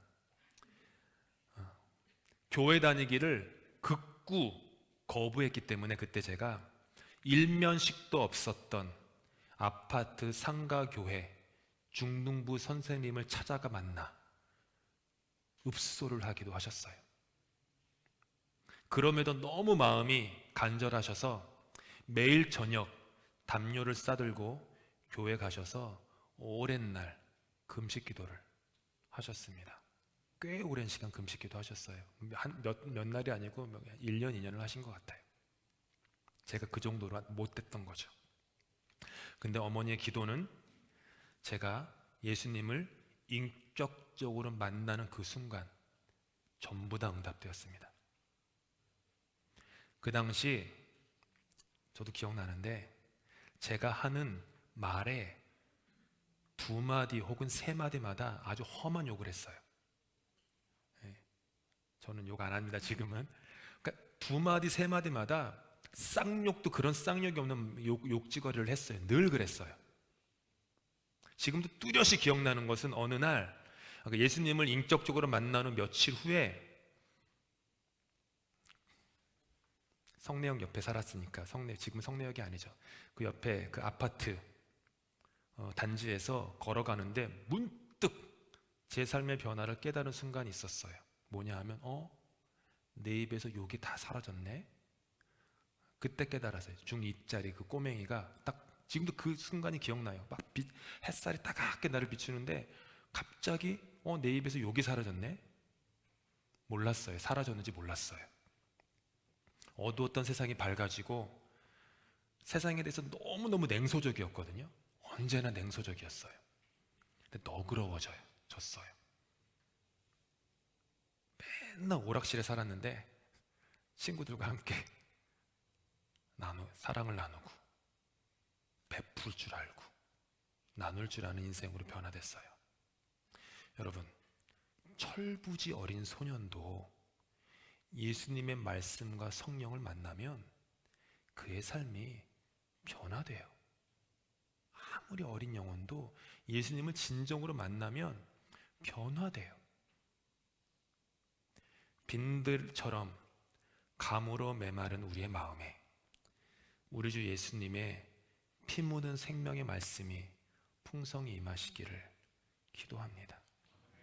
그러면 빈들은 푸르름 가득한 정원이 되고 메마른 뼈 같던 여러분의 삶은 생기가 돋아 저와 여러분은 주님의 강한 용서를 일어섰을 것이고 이 광야 같은 이 교회에는 시온의 대로가 뚫릴 것입니다. 빈들 같은 이곳에 주님 말씀 임하고 성령 담비 내리면 이곳은 천국이 됩니다. 아무쪼록 여호와의 말씀이 저와 여러분 모두의 마음에 소복히 내려 더욱 가슴이 벅차시고 소망이 가득해지고 마음은 넓어지고 어둠은 사라져 주현절의 메시지처럼 밝아지시기를 예수님의 이름으로 축복합니다. 오늘 우리에게 주신 하나님의 말씀은 누가복음 3장 3절부터 6절까지입니다. 3절부터 6절까지 함께 교독하도록 하겠습니다. 제가 먼저 3절 읽겠습니다. 요한이 요단강 부근 각처에 와서 죄사함을 받게 하는 회개의 세례를 전파하니 선지자 이사야의 책에 쓴 바 광야에서 외치는 자의 소리가 있어 이르되 너희는 주의 길을 준비하라. 그의 오실 길을 곧게 하라. 모든 골짜기가 메워지고 모든 산과 작은 산이 낮아지고 굽은 것이 곧아지고 험한 길이 평탄하여질 것이요 모든 육체가 하나님의 구원하심을 보리라 함과 같으니라. 아멘. 누가복음 20번째 시간으로 함께하고 있습니다.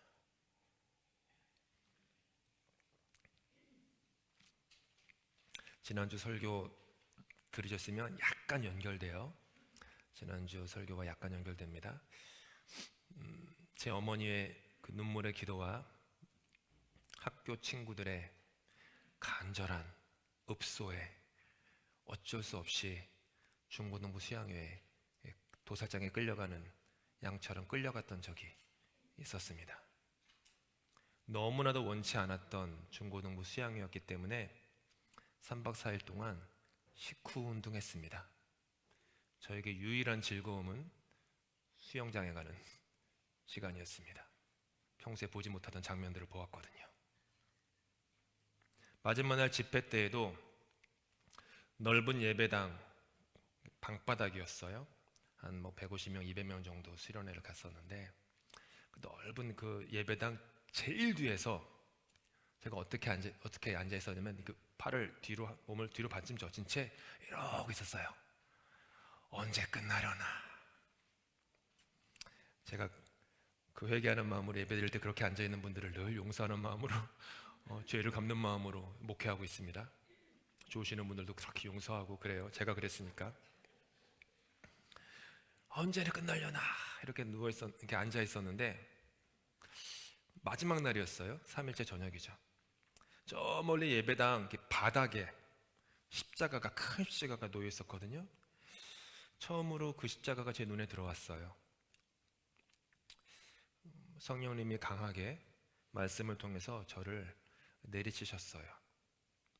깨달음을 주셨어요. 그 첫 깨달음이 뭐였냐면 나는 죄인이다. 지금도 그 순간이 기억나요. 나는 죄인이다. 가만히 생각해 보니까 지난주 얘기한 것처럼 두세 마디에 한 마디 쌍욕하면서 살았지만 그렇다고 그게 이렇게 나쁜 짓이라고 생각한 적도 없었고 누군가에게 어떤 위해를 가한 적도 없었고 그랬는데 아무리 생각해도 제가 죄인이라는 사실을 거부할 이유와 근거가 제 속에 떠오르지가 않더라고요. 인정할 수밖에 없었죠. 그래서 제 첫 기도가 터져 나왔습니다. 그 첫 기도가 뭐였냐면 그러면 저 이제 어떻게 해요? 그거였어요. 나 어떻게 해요? 그거였어요. 다시 저 멀리 예배당 바닥에 있는 십자가가 저에게 말을 거는 거예요. 십자가로 나아오려. 내가 너를 위해 죽었다. 딱 그랬어요. 그리고 십자가 앞에 나아가 회개의 기도를 그때 드렸습니다. 그날 밤 저는 잃었던 생명을 찾았고 광명을 얻었습니다. 그리고 지난 주일 나눈 대로 제가 느끼지 못했음에도 불구하고 그 이후로 제 삶에 걸어가던 방향이 바뀌었어요. 이 아침에는 함께 회개에 대해서 묵상하고 있습니다. 마태복음과 마가복음에 따르면 사람들이 원근 각처에서 요한에게 세례를 받으러 와요. 근데 누가복음에서는 요한이 그들에게 가요. 이게 차이점이죠. 누가복음에서 누가가 강조하고자 했던 것은 요한이라고 하는 걸출한 선지자가 아니라 요한이 전하는 회개의 세례라는 메시지가 더 중요했기 때문이죠. 여러분, 중요한 것은요, 사람이 아니라 그가 전하는 메시지입니다. 중요한 것은 목사가 아니에요. 목사가 전하는 메시지입니다. 메신저라고 부르죠. 메신저는 그저 손가락이에요. 만약 이 손가락이 달을 가리킨다면 우리는 손가락이 아니라 이 손가락이 가리키는 달을 봐야 돼요. 손가락만 바라봐서는 진리를 깨달을 수도 변화가 일어나지도 못하죠. 같은 개념으로 메신저의 손가락이 자신을 향해서는 결코 안 됩니다. 자신이 높아지려고 하면 메신저가 우상이 되어버려요. 이런 일들을 우리는 교회에서 자주 보죠. 특별히 교회가 커질수록 대형화가 될수록 메신저의 손가락이 하나님을 향하지 않고 자신에게 향하기 때문에 그 사람이 우상이 돼요. 메신저는 언제나 그리고 반드시 메시지 뒤에 서야만 합니다. 그래서 이 강대상의 손가락이 가리키는 곳은 오직 한 분, 하나님이시죠. 주 안의 기쁨 누림으로 마음의 풍랑이 잔잔하니 세상과 나는 간 곳 없고 구속한 주만 보이도다. 찬송가 288장 3절에 9절이죠. 이 교회는 목사와 성도는 간 곳이 없고 구속한 주님만 보이는 거룩한 곳이 되기를 간절히 원합니다. 빈들에 있었던 요한에게 말씀이 임하자 그는 회개 사역, 세례 사역을 시작했습니다. 회개와 세례는 동전의 양면입니다. 회개를 뜻하는 헬라어 메타노이아는 가던 방향을 바꾸는 거예요.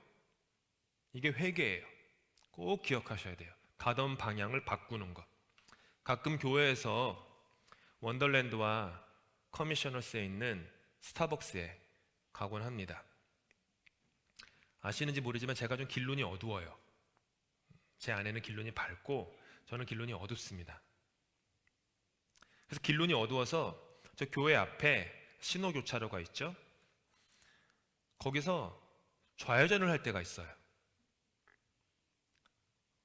아유 이 바보야 라고 한번 했는데 일주일 뒤에 또 좌회전을 했어요.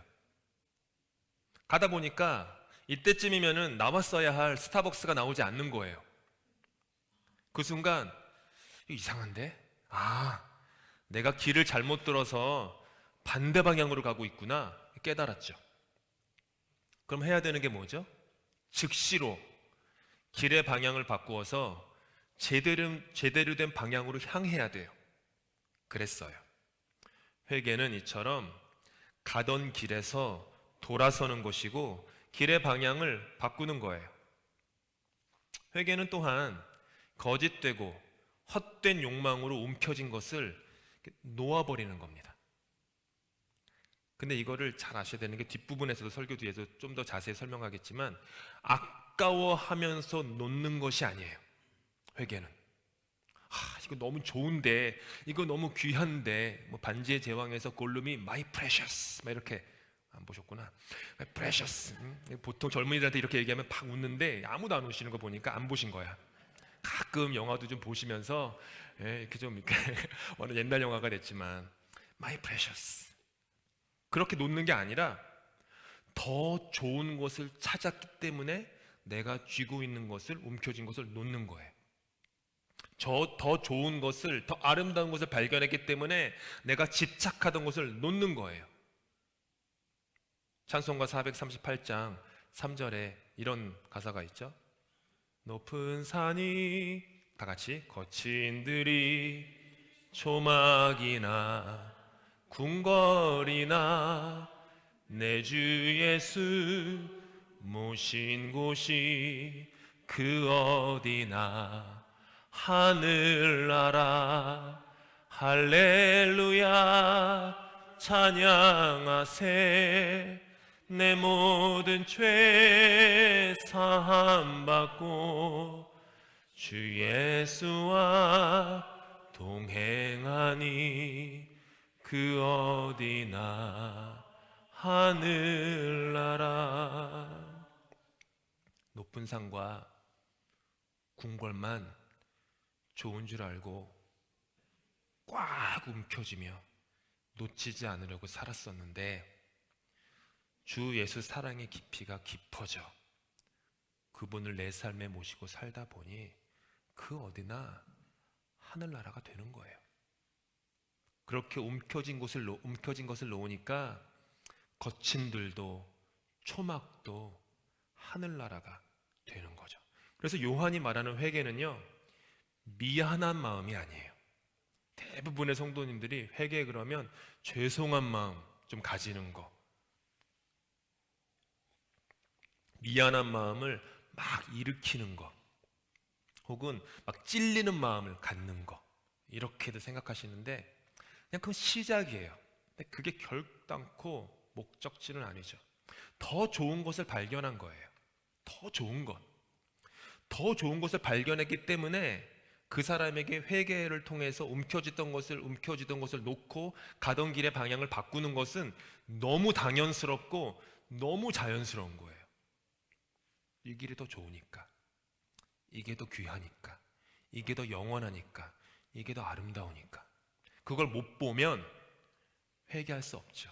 그냥 늘 교회 와서 죄송해요, 찔려요 하면서 자기의 그 감정을 자해하는 그 정도 기도밖에 할 수 없는 거죠. 그래서 회개의 다른 면이 바로 세례입니다. 세례를 뜻하는 밥티스마라는 것은 온몸을 물에 담그는 행위예요. 사람의 생명은 어디에 있죠? 호흡에 있어요. 우리 코끝에 호흡에 있어요. 그래서 사람이 물 속에 완전히 담겨지면 뭐죠? 사람은 죽습니다. 세례는 죽음이에요. 잘못된 길, 잘못된 생각, 잘못된 습관을 향해 불나방처럼 질주하던 그 뜀박질에 대한 죽음, 그것이 세례예요. 그리고 물에서부터 얼굴이 이렇게 올라오면 우리는 숨을 다시 하고 크게 들이쉽니다. 그래서 세례는 새 생명이에요. 누구든지 그리스도 안에 있으면 새로운 피조물이라 이전 것은 지나갔으니 뭐라고요? 보라 새 것이 되었도다. 그렇기 때문에 회개의 구체적이고 실천적인 표식이 세례가 되는 거죠. 이와 같은 회개의 세례에 대해서 요한은 이사야서 40장 3절에서 5절 인용하면서 구체적인 삶의 방향을 촉구하고 있어요. 움푹 패인 곳들은 메워지고 높은 것은 낮아져야 한다라고 얘기하죠. 굽은 것은 곧아지고 뾰족한 곳은 평탄해야 전다. 그리스도께서 우리 인생길에서 걸으실 길이 있는데 그렇게 길을 예비해야 한다고 하는 거예요. 요한이 선포하는 이 메시지를 들은 사람들은 누구나 다 떠오르는 게 있었어요. 뭐냐 하면 저 옛날 바벨론의 포로 생활을 마치고 유대 땅으로 돌아오는 그 모습을 그들은 그렸어요. 지도를 보시면 아시지만 바벨론과 유대 땅으로 돌아오는 그 사이에는요 시리아 사막이 있어요. 반드시 거기를 통과해야만 했어요. 그런데 그 길에는 골짜기, 높은 산, 굽고 험한 지형으로 가득 차 있었어요. 그래서 왕이 그곳을 행차할 때에는 미리 모든 행로를 평탄하게 만들었어요. 평탄해진다는 것은 우리의 교만한 마음이 낮아지는 거죠. 굽은 것은 속인다라는 뜻이기 때문에 자신을 속이고 남을 속이는 굽은 마음이 정의와 공의라고 하는 다리미로 곧게 펴져야 된다라는 뜻이죠. 험한 곳은 온갖 종류의 악이 그렇게 모여있는 움푹 패인 웅덩이이니까 평탄하게 그곳이 메워져야 된다. 평평하고 평탄하고 곧은 시온의 대로가 우리 삶 가운데 깔리는 거죠.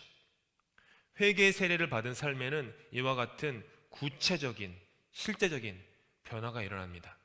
다음 주에 묵상하겠지만 세례 요한은 거기에 대해서 아주 구체적으로 세 가지의 예를 들면서 이렇게 하십시오 라고 얘기를 해요. 다음 주에 계속해서 묵상할 텐데요. 만약 우리의 신앙생활이 그저 형식적이고 외식적인 종교 행위의 수준에 멈춰 있다면 그냥 죄송한 마음만 살짝 들 뿐 삶을 말씀의 진리 위에 결단코 바로 세울 수 없습니다. 수많은 찬양과 간절한 기도 그리고 몸을 깎는 봉사를 한다 하여도 마음이 욕망과 욕심으로 가득하다면 세례의 형식은 받았으나 세례의 삶은 결단코 살 수 없는 것입니다. 사도행전 8장에 나오는 이야기가 우리에게 이것을 아주 잘 설명해 주고 있어요. 초대교회 7 집사 중에 한 명인 빌립이 초대교회 역사상 처음으로 사마리아에서 전도를 했어요. 많은 사람들이 이 빌립 집사의 전도를 통해 물로 세례를 받고 새 사람이 돼요. 그곳에는 그 지역에서 매우 유명한 그 마술사 시몬이라는 사람이 살고 있었어요. 그는 능력이 아주 많아서 그 낮은 사람부터 높은 사람까지 전부 다 그를 따랐어요. 그는 빌립 집사가 하나님 나라와 예수 그리스도 이름을 전할 때 사마리아 사람들이 믿고 세례를 받는 것을 보고 그 역시 빌립 집사에게 가가지고 세례를 받아요. 그리고는요, 빌립 집사가 가는 곳은 어디든지 열심을 다해, 온 힘을 다해 그 빌립 집사를 따라다녀요. 한편 예루살렘에 있던 사도들이 빌립 집사의 전도 사역에 대한 보고를 받습니다. 사마리아 사람들이 빌립으로 인해서 복음을 접하고 물세례를 받았는데 하필이면 성령은 받지 못했다라는 보고를 들어요. 그래서 예루살렘 교회가 두 사람을 파송해요. 베드로 사도와 요한 사도예요. 여기서 요한은 세례 요한이 아니라 사도 요한이죠. 베드로와 요한이 여행을 해가지고 사마리아에 가요. 그래서 그곳에서 사람들에게 안수를 해요. 안수를 하자 사람들에게 성령이 임해요. 이것을 이제 옆에서 지켜보던 이 마술사 시몬이 매우 큰 감동을 받아요. 감명을 받아요. 근데 이 사람이 어떤 일을 하냐 하면 그 다음에 베드로한테, 마술사 시몬은 마술 일을 해가지고 돈이 아주 많은 사람이었거든요. 큰 돈다발을 갖고서 베드로에게 주는 거예요. 딱 보니까 이 베드로가 좀 리더 같아 보이니까 베드로한테 큰 돈을 주면서 당신이 가진 성령의 능력을 나도 사고 싶습니다. 이렇게 해요. 그래서 자기가 안수하는 사람은 누구나 성령을 받을 수 있게. 그러니까 시몬에게는 성령조차 자기의 이익을 위한 마술 트릭의 하나일 뿐이었던 거죠. 베드로가 성경에 화를 냈다는 말은 없지만 아마 화가 났을 거예요. 하나님의 선물을 당신이 어찌 돈으로 살 수 있냐? 어떻게 그런 생각을 할 수 있냐? 하면서 저주를 해요. 저주가 뭐냐면 당신은 당신의 돈과 함께 멸망할 것이다. 베드로가 이제 가혹한 저주를 해요. 감히 하나님의 선물을 당신이 마술짓거리를 해가지고 번 돈으로 살 수 있다고 생각했으니 돈으로 흥한 자 돈으로 망할 것입니다. 그 저주를 해요. 그런데 베드로가 여기서 끝나지 않고 마술사 시몬한테 살 길을 하나 열어줘요. 뭐냐 하면 당신이 살 수 있는 길이 딱 하나가 있는데 자신의 악함을 회개하십시오. 요거였어요. 회개하십시오. 회개하여서 가던 길에서 돌아서고 길의 방향을 바꾸고 거짓되고 헛된 욕망으로 움켜진 것을 놓아버리라 라는 초대였어요. 그런데 베드로의 말을 들은 마술사 시몬은 베드로에게 당신의 저주가 임하지 않도록 나를 위해서 기도해 주십시오 라고 부탁해요. 그는 가던 길에서 돌아서고 길의 방향을 바꾸기 위해서 회개조차 자기의 입으로 마음의 진심을 다하여 하려고 하지 않았던 거예요. 마술 능력을 가진 것으로 보여졌던 베드로에게 기도를 청하였던 거예요. 보니까 당신이 기도의 능력이 있어 보이니까 나를 위해 기도해 주십시오. 성령의 능력을 가지고 있는 당신을 보아하니 굉장한 권능이 있는 것 같은데 나는 회개하지 못하니까 당신이 나를 위해서 당신이 믿는 신에게 용서를 구해 주십시오. 그래서 내가 저주를 받지 않도록, 멸망하지 않도록 해 주십시오. 이렇게 했던 거예요. 그에게는 하나님을 마음과 정성을 다해서 사랑하는 것은 안중에도 없었던 것이죠. 세례의 형식은 받고 빌립 집사를 열심을 다해 따라다녔지만 그는 형식주의, 예식주의, 요식주의, 외식주의에만 사로잡혀 있었을 뿐이죠. 삶이 하나님 은혜의 선물임을 깨닫지 못한 채 하나님을 이용해서, 하나님을 사용해서 자신이 높아져서 인기를 얻어 금전적 이익을 얻는 욕망에만 사로잡혀 있었던 거예요. 심지어 하나님조차, 그분의 세례조차, 성령조차 자신의 욕망을 성취하기 위한 도구로 사용하려고 했던 것이죠. 이런 사람들 많이 보죠. 저는 많이 보이는데 TV를 틀어도 보이고 글을 봐도 보이고. 요한이 회개와 세례라고 하지 않고 회개의 세례라고 한 이유가 여기에 있습니다. 우리는 우리 자신의 잘못된 행위나 숨겨진 욕망에 대해서 아주 잘 알고 있어요. 교회에는 이렇게 넥타이 매고 머리도 이렇게 올리고 향수도 뿌리고 귀걸이 뭐 다 하고, 저는 안 하지만 뭐 해도 되죠? 시험 드실 거니까 안 하겠지만 뭐 이렇게 해가지고 나오지만 우리 속 사람이, 이 속에 남들이 보지 못하는, 심지어 나의 배우자도 모르는, 나의 자녀도 모르는, 엄마 아빠도 모르는 숨겨진 욕망과 욕심과 먼지들이, 때가 얼마나 많이 있는지 아주 잘 알고 있어요. 고쳐야지, 특별히 새해가 되면 고쳐야지, 바꿔야지 결심하고 또 결심하는데 늘 결심대로 되는 법이 없어요. 작심삼일이라고 3일도 못 가죠. 그저 미안한 마음, 찔리는 마음 정도의 감정 소모만 쉼없이 반복해요. 교회 와서도 이렇게 목사님이나 강대생에서 회개하라 하니까 뭔가 이렇게 자꾸 감정의 엔진을 돌리죠. 막 감정의 엔진을 돌리면서 뭔가 내 감정을 내가 자해를 하면 뭔가 용서받는 것 같고, 뭔가 좀 이래야 되는 거 아닌가? 내 감정에서 피가 좀 조금이라도 흐르면은 좀 깨끗해지는 거 아닌가? 뭐 이런 식의 사이컬러지를 막 돌리는 거죠. 계속해서. 근데 회개는요, 아이러니인데 굉장히 어려운 것 같은데 굉장히 쉬워요. 가던 길에서 방향을 바꿔 다른 곳으로 가려면 한 가지면 돼요. 그 다른 곳을 사랑하면 돼요. 그러면 돼요. 내가 가던 욕망과 욕심의 길보다 다른 길이 더 좋아 보이면 되는 거예요. 그렇게 길을 돌아서게 되었기 때문에 그에게 돌아섬은요, 희생이 결코 아니에요.